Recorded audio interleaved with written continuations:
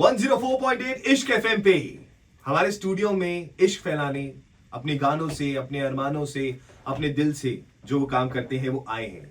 इनको इंट्रोड्यूस करना चाहूंगा अपने स्टाइल में कि जिनकी आवाज में है सुकून और जिनकी सिंगिंग है बड़ी फायरी, जिनकी आवाज में है सुकून और जिनकी सिंगिंग है बड़ी फायरी, जो गाते हैं दिल से और साथ रखते हैं अपने एक डायरी। अब इससे ज्यादा इनके लिए क्या ही करूं मैं शायरी। Ladies and gentleman, boys and girls, we have Yellow Diary. To be honest, I was waiting for you, क्योंकि अब तक आपको मैं दिल में सुन रहा था, आपके गाने सीधा यही बज रहे थे और आज आप मेरे सामने हैं। So it's an honour and yes, welcome to Ishq FM. Thank you for having us. Thank you so much for coming once again. And गाना जो है आपका मन में क्या ख्याल आया था इस गाने को बनाने से पहले? इश्क हो गया था सर। इश्क हो गया था। एक्चुअली मैं जानना चाह रहा था कि was it the music first, was it the lyrics first, was it the thought जिसको देख के बनाया गया है? What was the first thing that? It was the emotion first. I feel Emotion like mostly that's how we write the songs.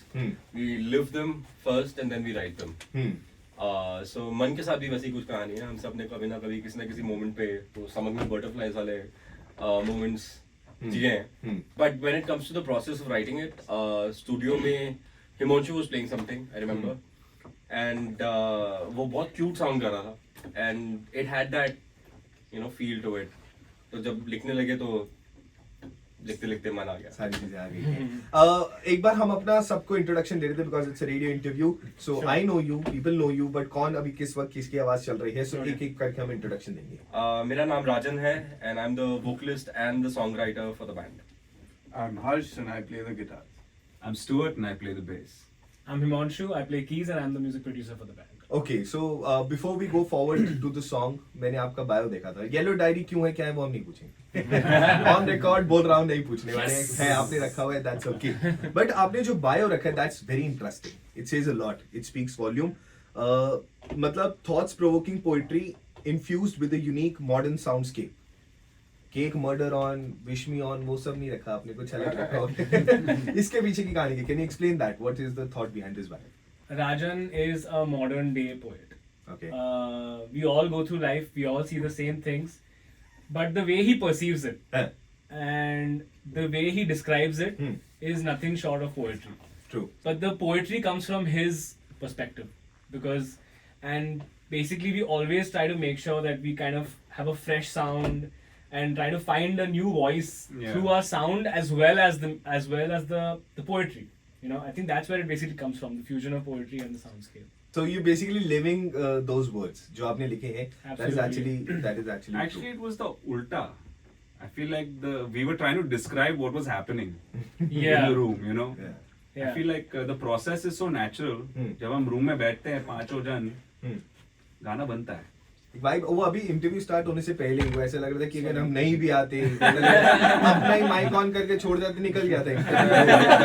निकल गया था। हाँ भाई, थैंक यू। बस एक आध हमें व्हाट्सएप करना था, इश्क एफएम वगैरह बोल दीजिए।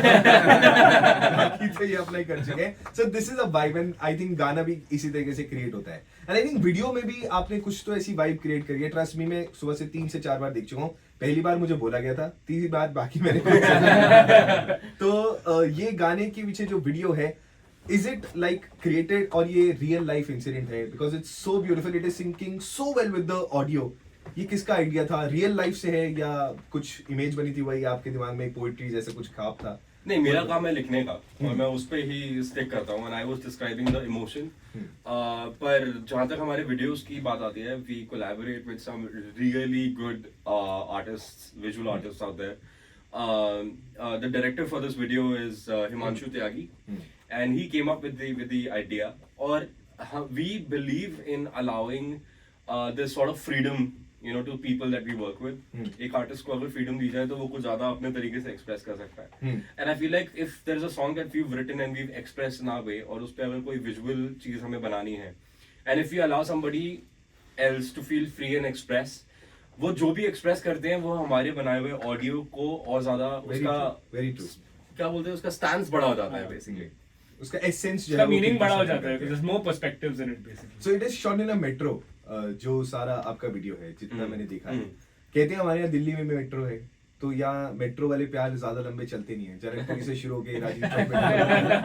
Do you believe in train love stories? Is it true? Have you ever experienced? I think love stories exist everywhere. Yeah. Depends on where you find it.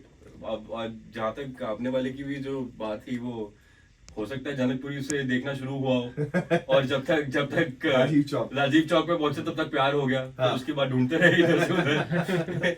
I mean, होने को बहुत कुछ होता है। In fact, now that you say it, I have gone through something like that. In fact, Please, I am from Delhi और मैं भी कभी बच्चा था और हम मतलब दिल्ली वालों को प्यार बड़ी जल्दी होता है फील। अब भी हो जा रहा है। 5 मिनट दीजिए मुझे हो गया। नहीं अब तो शादी वादी होने वाली है। हाँ, तो मामला सेटल रोकना पड़ता है पर हो अभी नहीं। मन ईपी की हम थोड़ी सी बात करते हैं।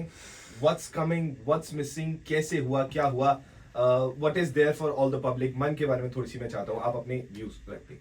It starts with Man, which is the latest song that also is the first song we've written with this man here, Harsh, on guitars.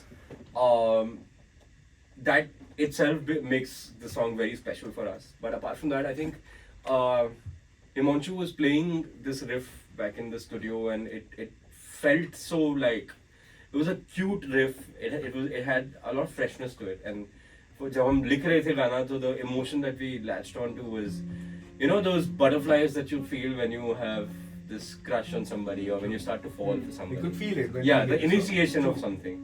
So that was the idea, and that's what the song is written for. If you look at the EP, it has 3 different emotions that belong to so many relationships. You know, there's a thread, like thin thread that ties all these songs together of emotions that you can definitely see in a relationship or describe a relationship with. You know, where there's an initiation and then there's a doubt, or there's love that you walk with, and then there are doubts, and then you look forward to, like, you know, getting back to those happy moments. एक और perspective है to see why we, you know, put these songs together is Stuart says it feels like the future, the past and the present of the band has come together, because Sada was one of the first songs we ever wrote back in 2016. Oh. तब हमने इसका live version का video डाला था YouTube पे. And since I then, think आपने इसका भी वो मैंने देखा, so एक छोटा सा वो आपने चंग डाला. that was the first gig we ever played. It was amongst our friends, just like this. उनको forcefully एक room में बंद करके हमने गाने सुनाए थे और फिर video भी निकाल लिया था कि अब. You know what's interesting is that the EP is tied together by a thread of time, both in the journey of the relationship and in the journey of the band. Wow. You know, it's like the past, present, future for us, and it's also the journey of time in a relationship, what it goes through. I'm sure it reflects in the songs also. So kudos to you guys. Dude, Man has it's like you're meeting someone. Sada is when you're in love, and Cormera is what happens after sometimes. Rocky waters. Rocky.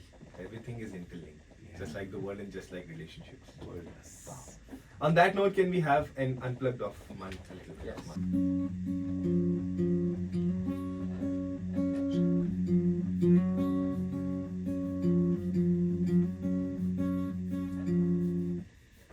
कहीं मिलती सी अखियों में छुपे हुए वादों से हम बिन कहे कुछ लम्हों को करते हैं आधे से हम हर लम्हे में बातें तेरी मेरी होती सी है फिर भी तेरे साथ में पर मुझे लगते हैं कम दूर हो तू तो ये सारा जहां याद तेरी में जगाता रहा दिल दरिया ये हवाबे है धीमे से तेरे नाम की आवाज करे मन भी तो ये पगला है जरा बिन बात के ही पिघला है